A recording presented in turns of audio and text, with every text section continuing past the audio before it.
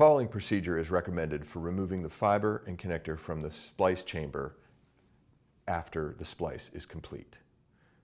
Simply open up the wind cover, allow the tinsel test to complete,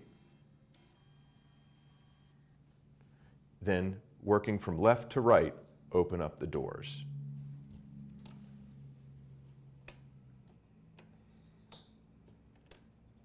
Removing the fiber and the connector and letting the shrink sleeve drop down and placing it in to the heater and allowing that to shrink.